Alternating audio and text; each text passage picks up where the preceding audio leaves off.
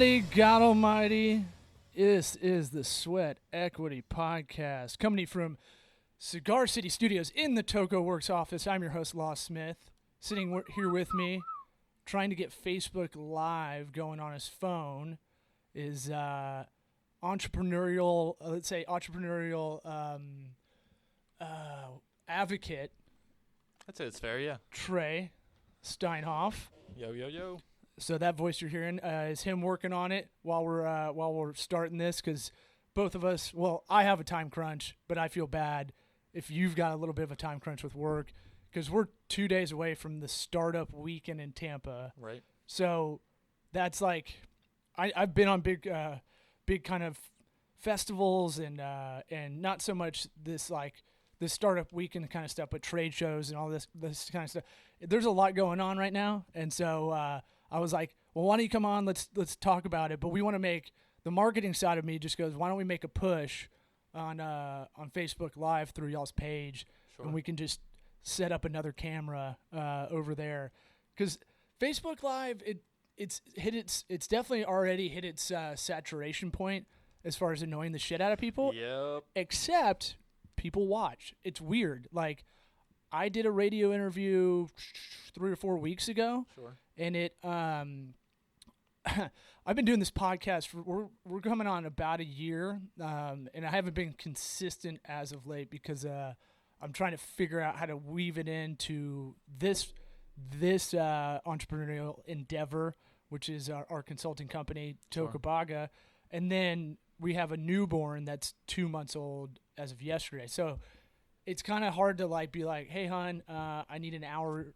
An hour with a little bit of padding to get it published, push it out, all that stuff. Yeah. When she needs some rest and stuff. So I'm a pretty good husband, you could say, Yeah, and father. I don't like to brag. I like to not have baby giggles in the backgrounds of my podcast. Yeah. Well, we do have we do have a window over here, like a radio station. We could put him in there. But I'm still on red alert anytime he's kind of crying. I'm like, Right. Shit, So when I watch him overnight, I sleep like Anne Frank. So the startup weekend. Yeah, I'm You having trouble with this? Yeah, Let me see it. I don't have the app, and so I have a hunch that I'm gonna get. You don't need the app, do you? I might also have a very broken phone screen, so that'll do the trick. Oh, so you have a broken phone screen, so that means you party. That means that I am irresponsible with my phone. Well, fuck it. Just do it from your personal if you don't have that, I didn't know you had... So Facebook Live, I've been messing with it. I did a radio interview. Right. And a day or two afterward, I had more... And I was like, well, if I'm doing this radio interview, I might as well just Facebook Live it. It's an AM radio thing, so, it's not like it's a huge radio show. Sure. And I had more people talk to me about that than this podcast over the last 3 months, in a day. So Curse you, Facebook. Well, there's some merit to it. I think vocal people, I've thought about it way too much, but I think people will be vocal about it. It'll annoy them. They'll talk about it, but I do think there's a whole it's kind of like Trump winning the election. It's like we thought Hillary was clearly I thought she was gonna landslide. Yeah. I thought it would be 70-30, really. Me too. I said 10-point margin. And so she so it's kind of like that. We all think Facebook Live is kind of annoying maybe if we're really into being on Facebook a lot and Right. And kind of are you done? I think I'm gonna give up, dude. I've never done this before, so I'm trying to learn here. I've got photo, life event. We could get married on Facebook right now if you wanted to. I'm already taken. Oh, sorry. I don't know Samsung. Maybe it's your Samsung. Perhaps. Let's see, post. I really do think it's because I'm not using the Facebook app. Right. Yeah. Because dude, I was a late adopter of the Facebook Messenger. I try to avoid being on Facebook all the time, and so I saw Facebook Messenger as just another thing to suck you in. Yeah. And I swear every time I went to send a message on Facebook, you would be prompted to download the Messenger. Yep. And you would have to desperately try to click to close this little advertisement. I felt like they were deliberately It's trying to make the button that you had to push as hard as possible to push, and just constant annoyance. And I do a lot of Facebook advertising, Right. and they're starting to advertise in the Messenger. Right. It's interesting. So that's kind of crazy. Well, I mean, everything's trackable, right? So Right. if we're talking about Startup Weekend, we might get an ad for Shark Tank. Right. You know, if it's like a big brand awareness kind of campaign. You're right. But they did I was pissed about it too, because you're like, oh, I'm gonna hold off. I can wait on this. Yeah. And then now, man, it's become so integral in a lot of what we do work wise, Right. and from people you wouldn't expect getting a hold of you via Facebook. And so it's one of those things where it's like, well, I guess I have to download this because doing stand up too, I get people who are like, give me info last minute because they don't have my number. Right. So Right. Yeah, I use Facebook events more than anything else. I try to avoid, stalking Facebook and worrying about my own content and all that jazz. Yeah. I'll put that other places, but Facebook events is the best resource that I have found to figure out what the hell's going on in Tampa. really, Yeah, I actually used to work for an app company that would consolidate events. You'd pick your interest and they'd list it off to you or whatever. But as most B2C companies go, well, crash and burn. But the app game's tough. Yeah. And so I don't know. I haven't found another solution that works as effectively for the kinds of events that I want to go to as Facebook events. Yeah, Meetup's not really there. So I try to explain this a lot to clients, like a marketing strategy. And so events are similar. It's Right. more project-based, really, Right. because you have a date. And so I go, like, it's never going to be one thing that's going to really work. Like, we can't just do Facebook event and hope people show up. Yeah. So we need a MailChimp email list. And then we Doing need that today.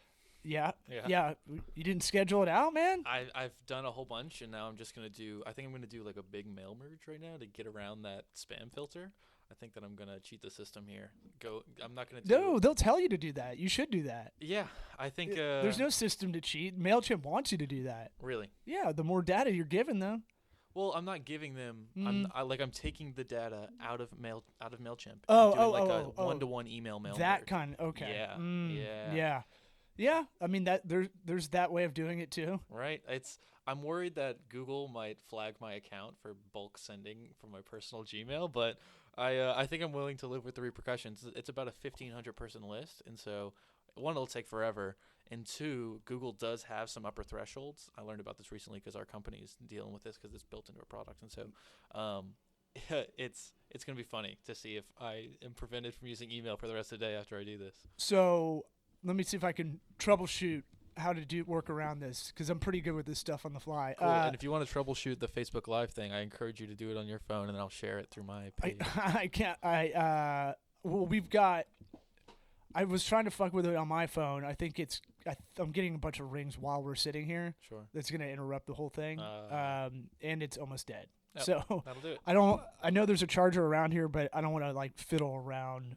I can fill the air with my blowhardiness, but I feel bad leaving you on your own for a couple of dead minutes. I can fill the air. I'll sing a tune. So, well, do my Facebook plug. What were we just talking about? So No emails. worries. If you want to get around that, I think this is the way you could do it. You can send 25 at a time, Sure. right? I think Through a mail merge or through Gmail. Oh, you can send a lot more than that, man. Oh yeah. Yeah. Okay. How much? What is it? I don't think there is a hard limit as to what you can send, but if you do exceed this number, which is 1,000 to 2,000 over the course of a day, Yeah. I think that they will do something to throttle you or punish you or something like that. They can't do, in like a one-to-one email, you can't send out, maybe 25 is the limit for at one time, at this timestamp, 25 can go out. Mm-hmm. But what we do is we stagger them, so they're That's what I was gonna say. chunks, yeah. So use Boomerang. I use Streak. And, Yeah. Yeah. Okay, so you know that, but I like giving out these little cheat codes for anybody listening. Yeah. Streak, Boomerang. It's good to schedule a lot of emails. I don't know if you deal with a lot of that kind of BS, but it's always like you have people that are freaking out. That are like, we need it now, and you're like, ugh. So I like to write. I go offline. I take the Wi-Fi off. Right.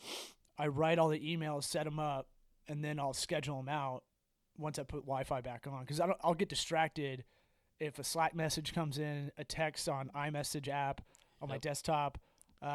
So I've been using that do not disturb function. Right. I don't know if Samsung has that, but that's that thing of like schedule those out, because the more you reply with some people, the more they kind of take advantage of you being quick. Right. So sometimes you'll see that email, you're like, I'm going to get to that when I get to it. But sometimes I just want to knock it out, schedule them out, and just let it wait. Right. Because there's a point. I don't know. Yeah, something that I've kind of been struggling with is what you touched on, which is you are constantly being barraged with notifications, people reaching at you in different directions, some of them important, some of them not, some of them urgent, some of them are just, someone wants to be your friend and have a casual conversation. It is hard to balance that. I'm still working through it, and everybody has their own system. I tend to leave things as drafts in my text message box for a while. I'll leave things as unread in my inbox, but just prioritizing your time accordingly. Jumping between mediums makes it difficult for me. Yeah. So I have clients that only really know email. Right. Anybody that's on a commitment or code for retainer. Right. We just don't like calling it a retainer because it makes people think of lawyers. Right. But anybody that has like a 6, 9, 12-month commitment with us, I say, hey, here's the deal. You have to use Slack. That'll be the only way unless there's an external person outside of my business and your business.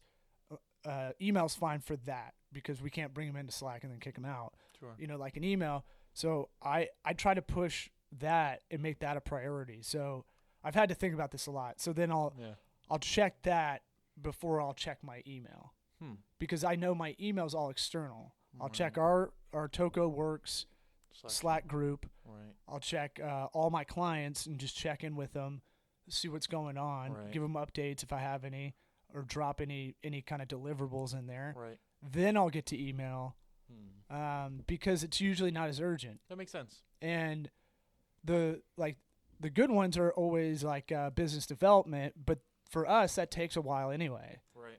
There's not a lot of people that I've talked to that understand this world. Oh yeah. And it takes me your ear off about that. Yeah. Well, hey, we got mics, man. Yeah. I mean, it's something the kind of messaging that and kind of educating people on this stuff and how it works. And I'm not doing the job I want to do right now with that. Right. And so what have you dealt with that? I'm curious about your Slack experience. I haven't used Slack for business. I've used it to organize my events, and I've used it for groups and all that jazz. So I'm guessing you're setting up private channels per customer to interact with you. No, I'll set up their own workspace. Okay. And you can use the quick jump button when you get over like 9 or 10, and it fills up the left side too much. Got it. Yeah, and I keep that because I want that compartmentalized too. Sure. I want our private stuff because when you're going really quickly and you're trying to message your group, I'll create like a Slack channel for that client that we can talk internally. Okay. So I'll put a freelancer on there. So let's say I have a web developer and a graphic designer. I'll add them in as guests to a channel for, let's say, client is Lion Indian because I see we have a picture over there. So our client's Lion Indian. And nice. so we'll make its own workspace. And me or my partners need to be the client-facing people. Right. The independent contractors we're using or subbing out, they don't need to talk to the client ever. Yep. But we need to talk to them. So I use ours as internal communication, but also communication with freelancers we use. That makes sense. So you're software-ish kind of guy. Right.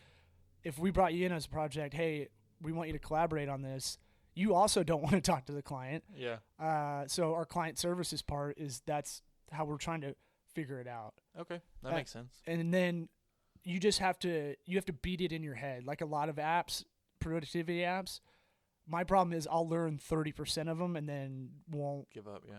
Like I use Evernote religiously, but I'm not using it to the best of its ability. Right. Like I'm taking notes while we're doing this. So when I do the podcast description, the episode, I can throw it up there. Yeah. So question, first off, real quick, is there a paid version of Slack that you're using? Yes. Okay. Making sure. Second, I think that what you're saying about switching back and forth between platforms is, I think, a huge direction that a lot of different companies are going to try to head. I mean, it feels like if we're talking about Facebook, they've swallowed up like 3 different forms of social media into one thing.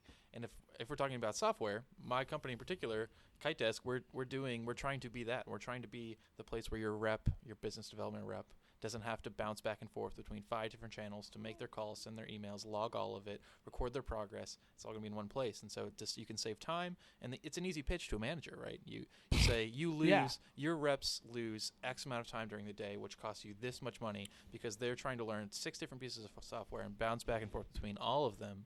You can buy KiteDesk, not only increase your sales, but save a bunch of money at the same time. So that's what y'all's company does? That's what? Yeah, so essentially it's a business development platform that kind of helps you create predictable pipeline. So the entire outbound process can be housed in KiteDesk. You can do your emailing, your calling, your actual lead gen. If you need to do some prospecting and go out and find people you want to reach out to, you use KiteDesk as a medium to search through a bunch of these big-ass data providers. You can choose your ideal customer profile. We'll bring that back.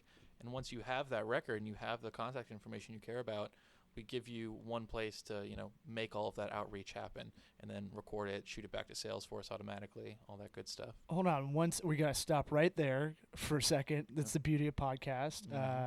Because I have a couple calls from my wife, which means there's something going on. So 1 second. Problem. I'm going to press. Boom. We're back. Yeah. That was weird. Speaking of notifications, like, we're trying to figure out daycare situation. And it's one of those things where it's like, we have to do this because we got to get this done in like 3 weeks. And then you have Thanksgiving coming up. Oh, God, and the pressure's on. This shit's like expensive. And there's a sense of urgency because there's only like, I think they do like the Amazon almost out of stock. What's it called? False scarcity. Almost out of people that can respectably watch your child. Yeah. And so it's that thing of like, we're kind of I blame myself because I should have looked at this a long time ago, but I had to like, when the wife calls like 3 times in a row, I was like, ooh, this could be an emergency. So, what's it called? Speaking of notification, like I have my Fitbit on because I'm a dad. Yep. This is like a dad watch. And that buzzes every time you get a phone call or text if you have Bluetooth on your phone and you connect it. So like I'm trying to talk to you and I was feeling it. I didn't even have my phone buzzing. Right, and all of a sudden you're multitasking. And I was like, yeah. But I mean, that's not a big deal. That's why I like doing the podcast, because if you have to start and stop, you can. Right. It just kind of interrupts flow. But what were you going to ask?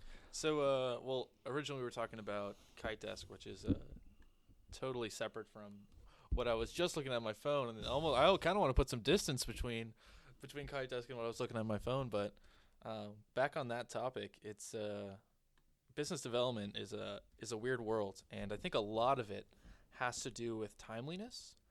And so, my question for you is, all of your internal communications running through Slack, right? But you've got these potential leads, prospects, whoever they are. See that big whiteboard over there? Yep. That's how I've broken it up for us. You can see the phase 1, 2, and 3. That's the actual work we're doing. Right. And then to the left of the phase 1 is onboarding. And then before that is all the business development stuff. That's the marketing funnel. Got it. Yeah, I've been obsessing over this stuff. Yeah.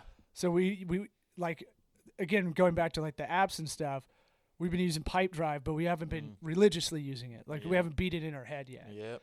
Pipedrive can go into Proposify, but we haven't set up Proposify correctly. Is that like a DocuSign kind of thing?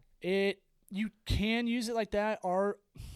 It only allows one signature, I think. So we have, since our stuff we do a lot of services and we have to kind of define them. Sure.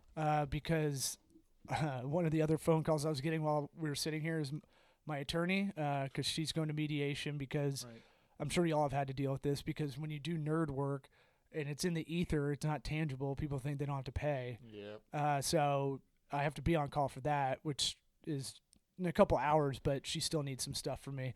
Right. But speaking of which, I have the whole Slack chat. Yeah. Because I own it. So it's a little bit of a legal recourse too. That makes sense. Yeah, I didn't mean for it to be that way. I just would start it just to get things going, and then now I have it as record. Right. So, but I will tell you on the legal side too, if KiteDesk can kind of do this too, it has been a pain in the dick to do like get all the text messages from him, like him and I back and forth before I blocked his calls, and then get the call list, then get all the Slack channel messages back and forth, then the emails because he was still sending emails. I had to get all this stuff together. You know, I wasted like 5 hours just. Right.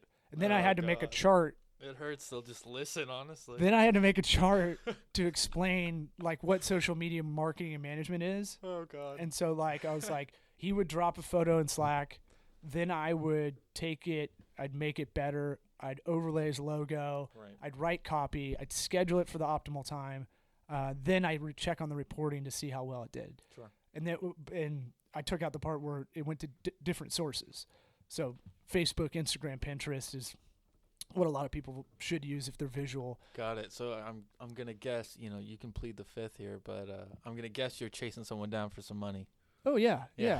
Oh yeah. Oh, I mean, technically, I own the brand, so Got it. you know we could just pull all, and I own the Facebook page and all that stuff. So, Right.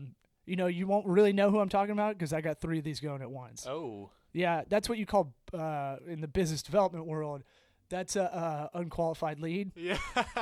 I think I put trust in Oh, the people that referred them Oh yeah. a little too much, and that I'm learning that lesson the hard way. But I wanted to see how this bad debt would go, and so I haven't had to chase it for this company, and then all 3 of these just happened at once. Right. And so I want to experience it more than anything. I could have done. It's more than $5,000. We're doing small claims. Right. It's more than that, but I was like, let's just do that because I want to see what small claims is like. Okay.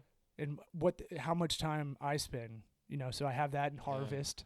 Yeah. How much time the lawyer spends?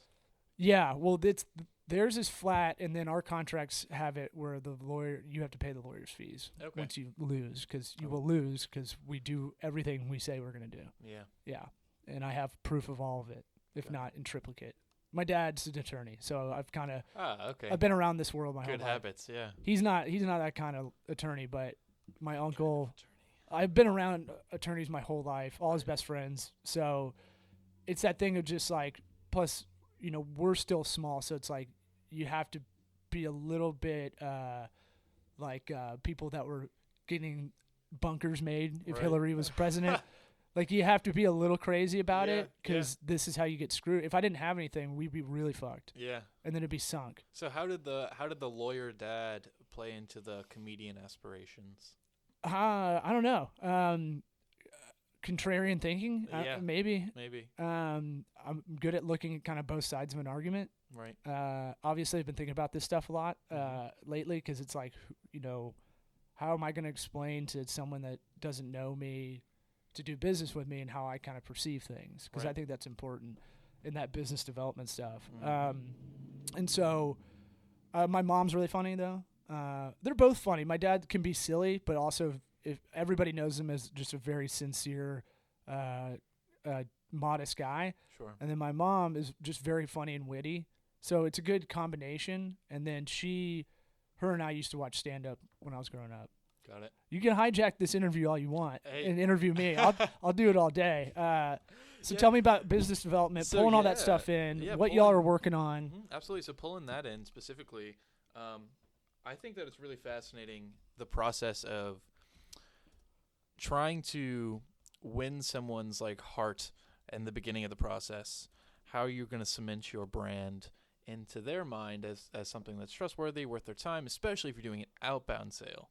How can you convince someone to take their time to chat with you? And that's what our product does, and that's what our SDR team does. I'm not an SDR myself, but what's SDR? So sales development, business development, same thing. Okay. Right. So there's too many acronyms now. Yeah, God. So I just ask all the time. But we recently, the CEO, his name's Sean. He's rolling out. What's CEO? No. Go ahead. He's rolling out this new process. So there's all kinds of sales processes out there. Like BANT is a popular one. I don't even want to try to attempt what that acronym means, but it's all about identifying really the opportunity when you're in that initial call or 2 calls, right? You've got to appeal to them in some way, that first interaction. But after that, you have to tactfully do your research to see if this is worth your time while also kind of showing them value, right? Yeah. And so he's developing this 4-letter acronym called NOTE, and it's need, opportunity, team, and effect. And so in the call, sorry, it hurts, right? Uh-huh. It's in the call, he's essentially having a really blunt conversation. His approach is the opposite of the tricky salesman or anything like that.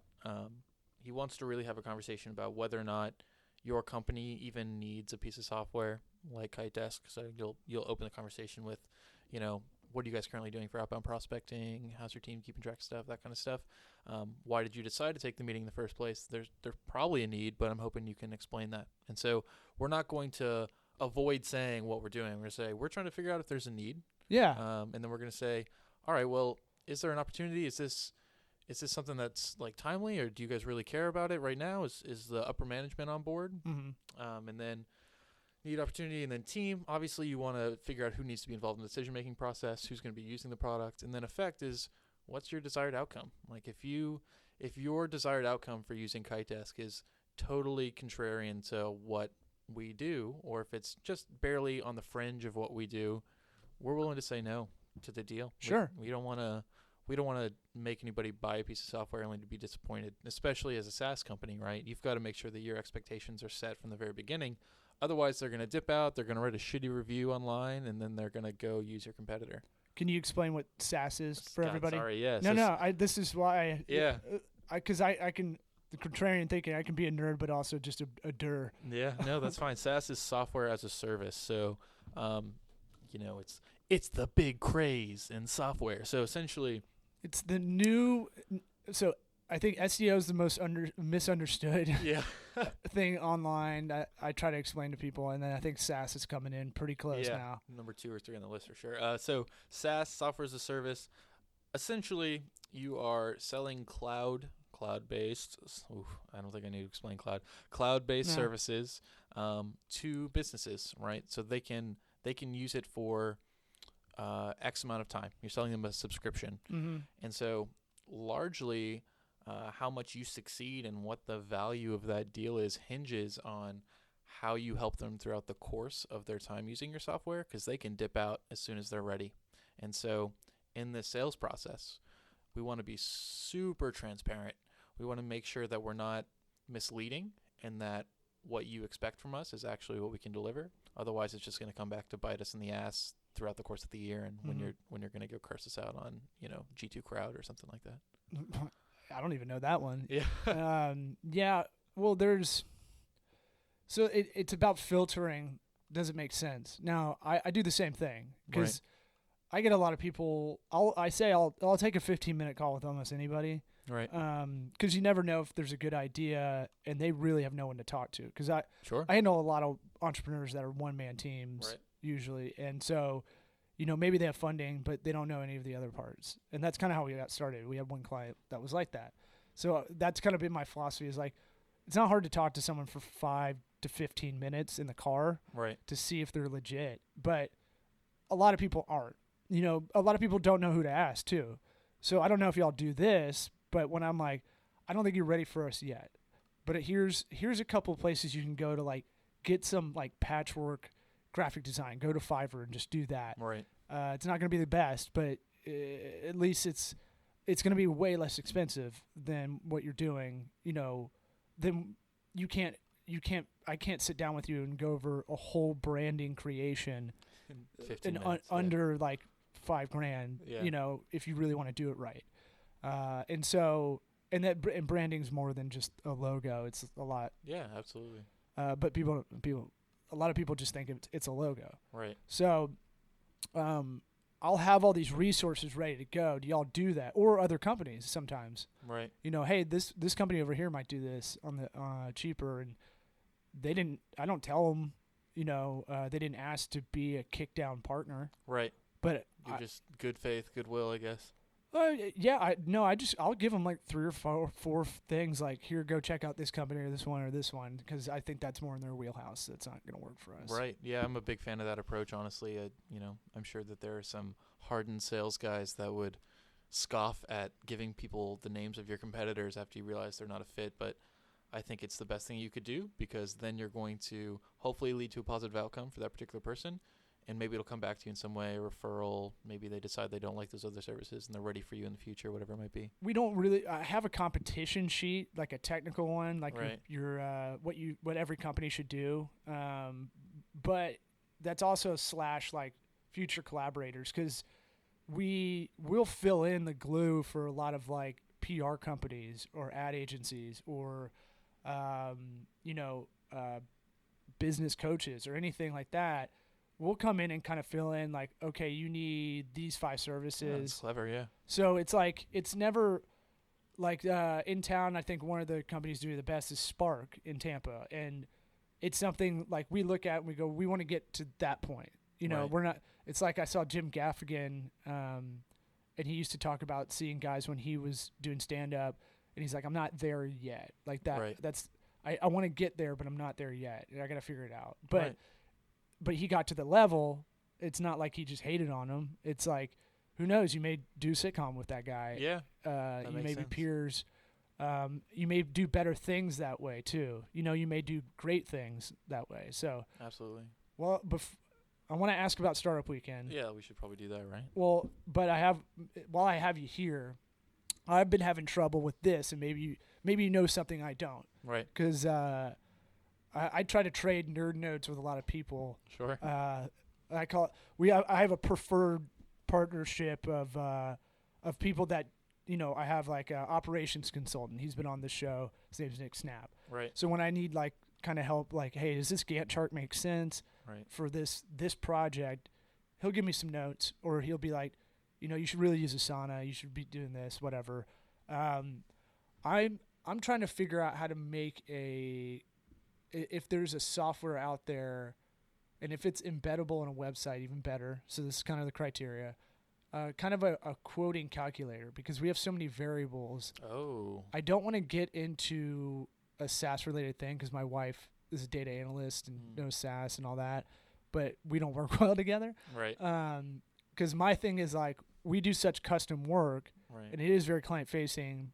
So I said the 3 big things are price, quality, and then speed. Mm-hmm. So those are kind of the 3 constraints, but they all move, and price is. Yeah, I really don't have a recommendation for you, but man, I don't know. I'm gonna have to make it. I think I've been doing it in Excel, but that's not great. Just put like a macro or pivot table or something in your website. Pretty much. Yeah. Well, in the website would be great. It's not necessary, but it's just about getting these quotes out, because we literally can provide, I don't know, 70 services. So it's like, and not everything should be at our hourly rate of $186.50. And you got to come pitch that at Startup Weekend. I think that there's probably 1,000 companies that would use something like a quote calculator online if there's not already one. Oh, we're working on it. Yeah. I mean, I'll give it away on the podcast, but I mean, anything we do that's hard as a company internally, that's an opportunity. Absolutely. Because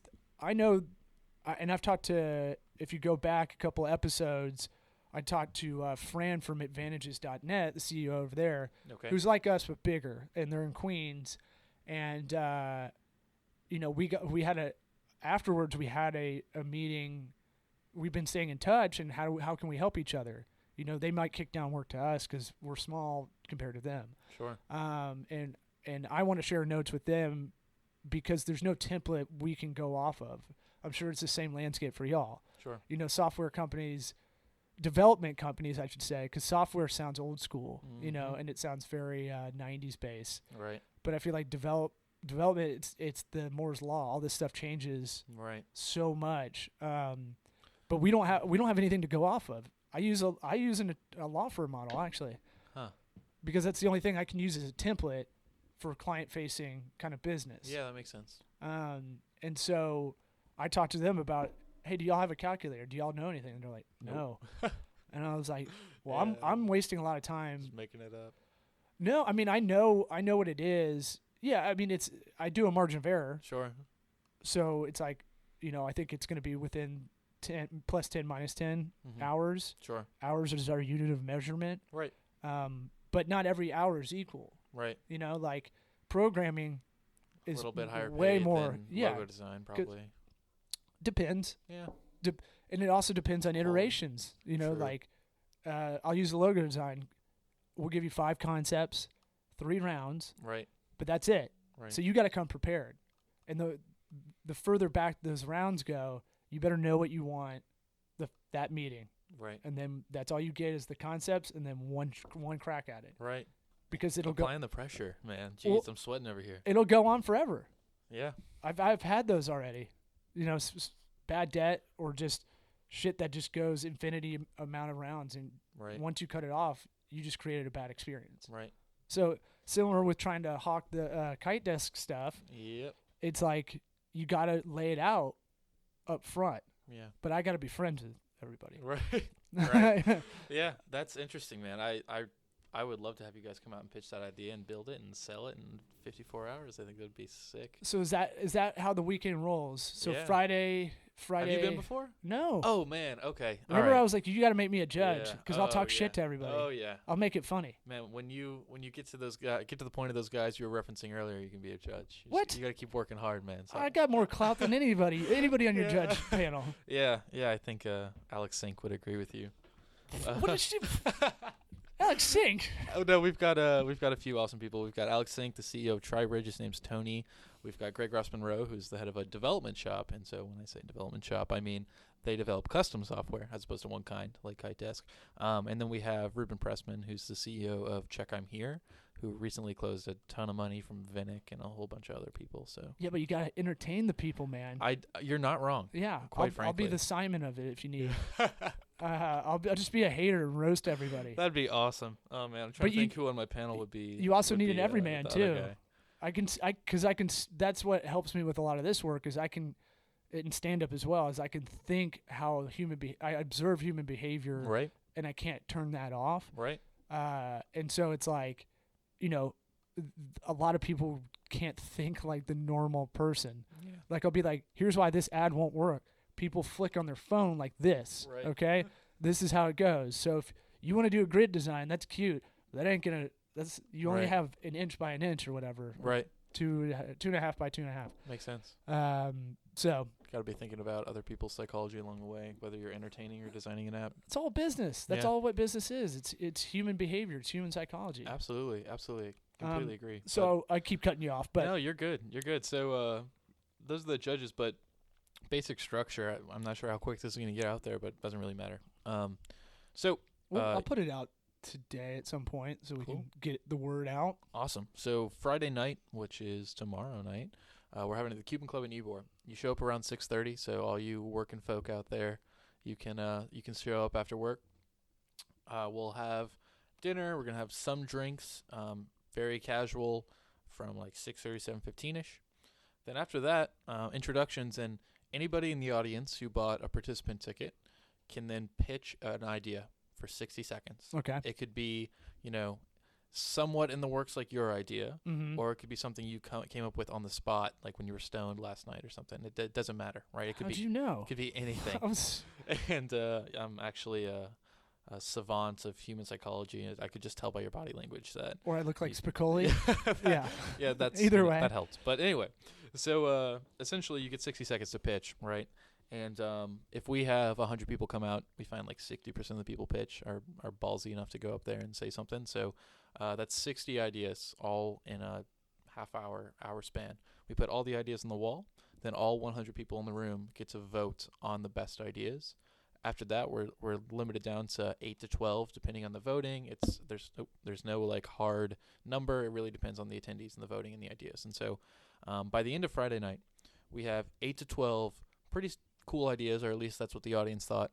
And everyone in the audience is somewhat talented, right? Developers, designers, business folks, marketers, people that are motivated enough to go to an event like this in the first place. Yeah. And you organically break up into teams based on those ideas. So we're not going to mandate anybody goes to one team. You're going to have that conversation with the guy who pitched it. You're going to see what they need. If they're a marketer, you probably don't need to join their team if you're a marketer, right? Yeah.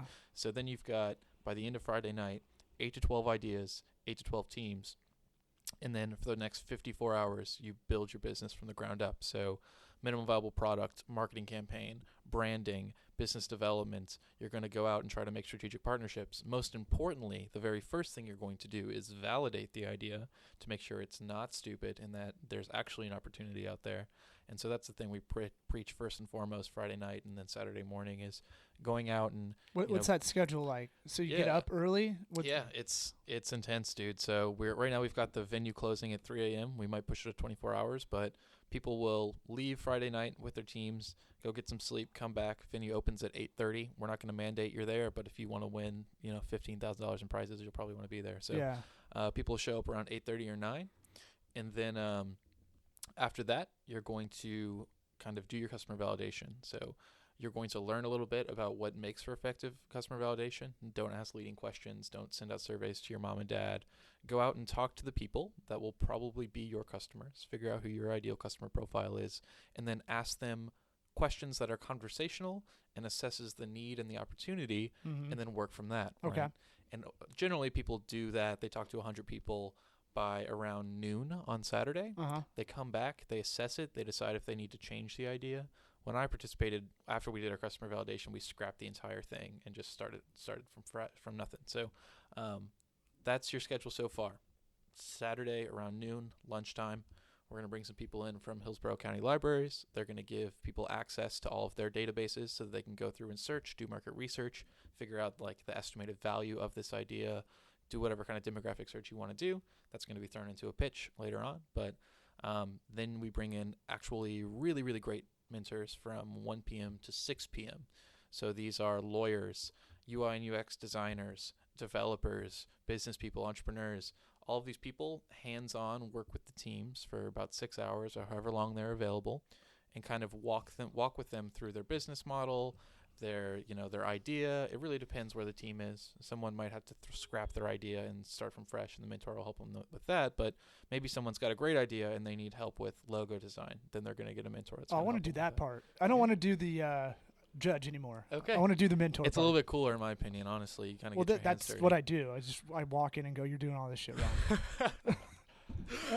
Here's how you fix it. Awesome. Yeah, that's essentially what they're doing, honestly. And hopefully they're qualified. Sometimes we bring in a lot of really great people, but not all of them are prepared to work with people that are in that early of a stage. So you'll bring in somebody who's got a lot of like corporate experience, and they'll try to mentor, and they're just speaking a totally different language. They do not know how to work someone through like a business model canvas or ask them like the basic questions when you're getting started.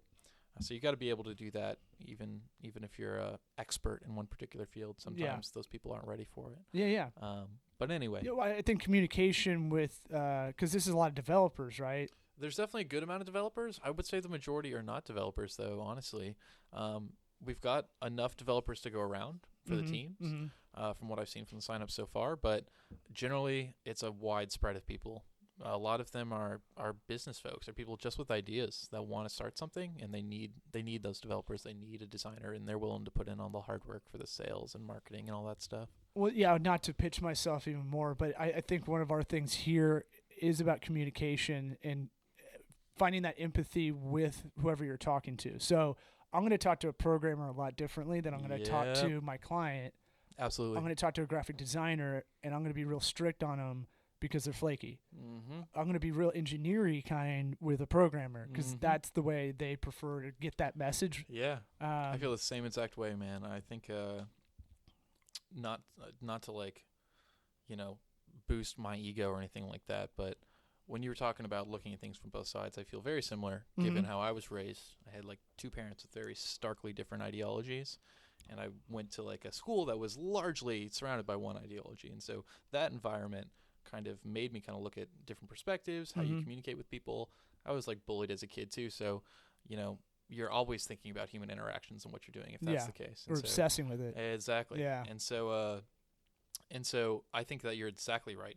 people that win in business are people that can figure out how to work the people that they're in contact with the right way.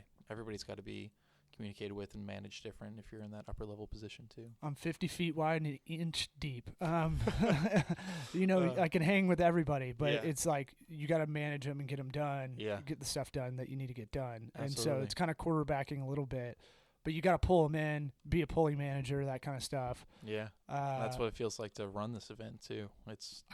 This sounds dude. This sounds awesome. I can't believe I didn't ask further when you were telling me about it at the Fuck Up Nights, Tampa 3. It's coming up again. We're only halfway through the weekend. And you're excited about it, dude.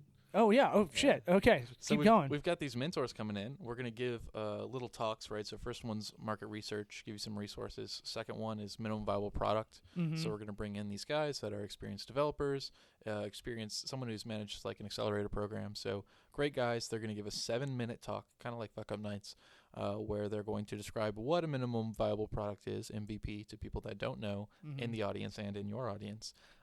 They are going to talk about what role your MVP is going to play in the weekend, and then they're going to let you know how to build it, what resources are out there to make wireframes, things like Envision and all those companies out there that help you do that stuff. Then 6:30 or 6, we're having some dinner, and we're going to have a talk on branding. So we're going to bring in this awesome graphic designer we know that's going to kind of talk about developing your brand identity, how you can do something that's going to fly for the weekend. This guy's won a bunch of startup weekends, so your branding doesn't have to be perfect in a weekend, but it's got to be good enough to win over some judges. No perfectionists in this thing, because exactly. you'll fuck yourself. That's exactly right, dude. People get real testy. You got to be able to move quickly and walk lightly, I guess. But after that, dinner.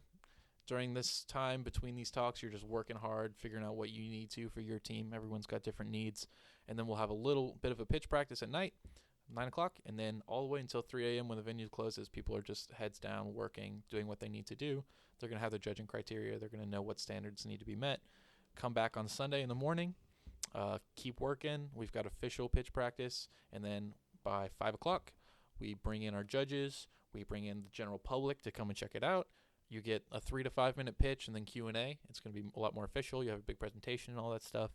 And we've got, I think, like $15,000 worth of prizes. First place gets like $10,000 worth of co-working space, legal counsel, all kinds of like mentoring and like lunches with CEOs and stuff. Just great connections. All the prizes are geared on helping you actually continue with your business. We're not going to give you like a tablet or like a gift card at Chili's or something like that.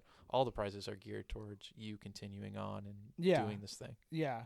Well, it's that teach a man to fish kind of stuff. Exactly. Because it's cool to get that stuff, but you give them the advice. Like this year, I've learned so much about the legal side of everything we're doing and how to help my clients with advice and like who to go to for an attorney and how much that costs and all that stuff. Right. That knowledge alone is like insane. Like that's especially with startup stuff because it changes so much and it's hard to protect.